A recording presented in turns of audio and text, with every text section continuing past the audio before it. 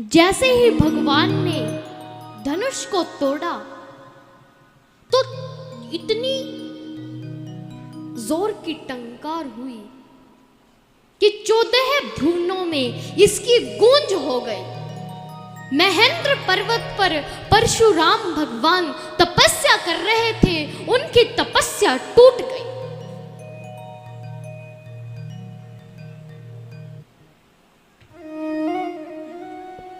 तो तुरंत हाथ में फरसा लिए जनकपुर आते हैं। सभी को ऐसा अनुभव हुआ कि पता नहीं क्या होने जा रहा है। तुरंत हाथ में चमकता हुआ फरसा लिए श्री परशुराम जी का आगमन होता है। बोलिए परशुराम भगवान की। परशुराम जी का आगमन हो गया। जैसे ही राजाओं ने परशुराम जी को देखा तो तुरंत भय से कांपने लगे, सोचने लगे अगर हम जनक जी की फटकार सुनकर चले गए होते तो कितना अच्छा होता।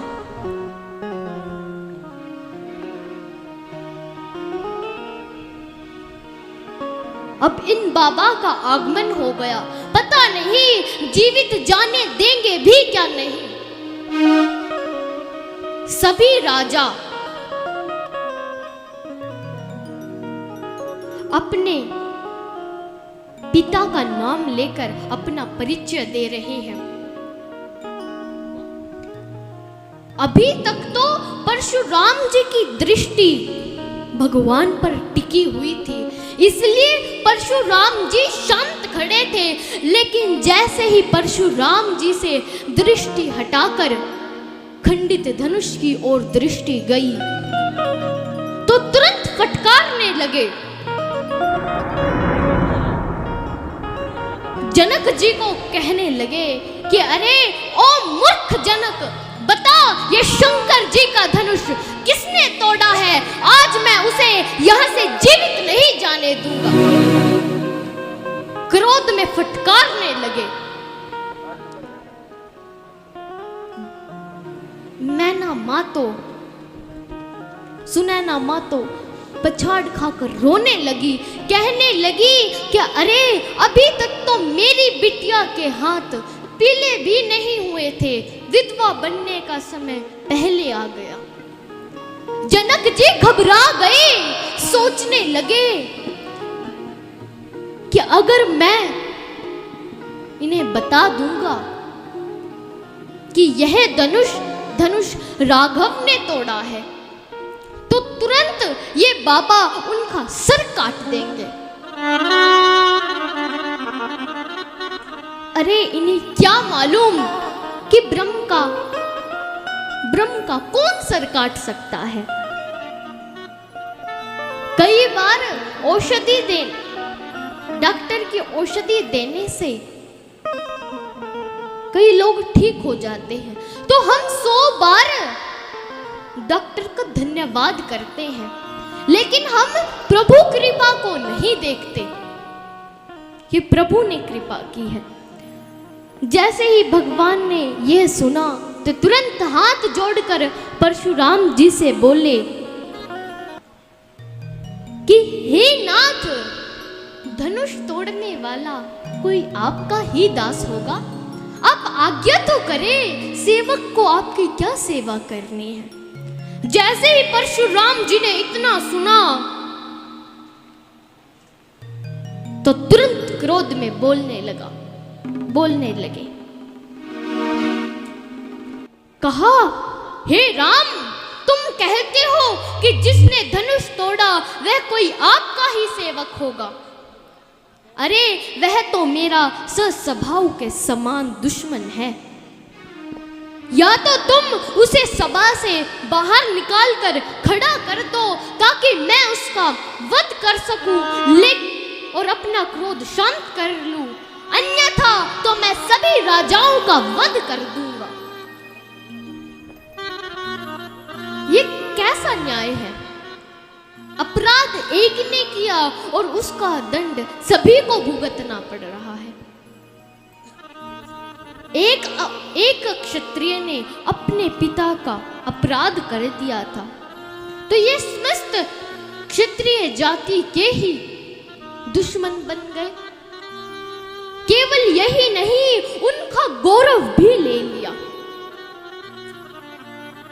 अब ऋषि तो क्रोध कर रहे थे और लखन बाबा को देखकर हंस रहे थे।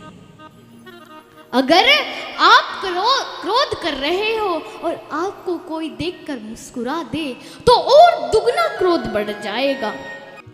लखन जी को जैसे ही हंसते देखा तो और भभक पड़े। बोले, राम तेरा भ्राता बड़ा पापी है, पहले तो इसे मेरे नेत्रों के सामने से दूर कर दे। अरे काल को कोई देखना पसंद नहीं करता, सब चाहते हैं कि काल मेरे सामने से दूर हो जाए। जैसे ही ऋषि ने इतना कहा तो तुरंत लक्ष्मण जी बोले, अरे आप मुझे अपने नेत्रों के सामने से दूर करना चाहते हैं, आप कुछ क्षण अपने नेत्र बंद कर ले, मैं आपको दिखूंगा ही नहीं। जैसे ही और पुनः लखन जी बोले, कहा ऋषिवर आपसे एक निवेदन है, आप जो ये शस्त्र रखते हैं ना, आप ये मुझे दे दे, क्योंकि आप तो बेकार का बोझ ढो रहे हैं। अरे इस फरसे से कठोर तो आपकी वाणी है, जो काम गोली नहीं करती वह बोली कर देती है। प्रभु ने बड़े ही विनम्र और शालीन भाषा से निवेदन किया, मुनिवर हम तो सब प्रकार से आपसे हार चुके हैं, जैसे भी आपका क्रोध शांत होता हो आप वही करें। जैसे ही राम जी ने इतना बोला तो तुरंत परशुराम जी क्रोध से भरकर बोले, मेरा क्रोध तो तब शांत होगा जब मेरे साथ युद्ध करोगे। जैसे ही ऋषि ने इतना बोला तो तुरंत भगवान श्री राम ने परशुराम जी के अहंकार को तोड़ दिया। बोले सियावर रामचंद्र भगवान की, बोले शंकर भगवान की।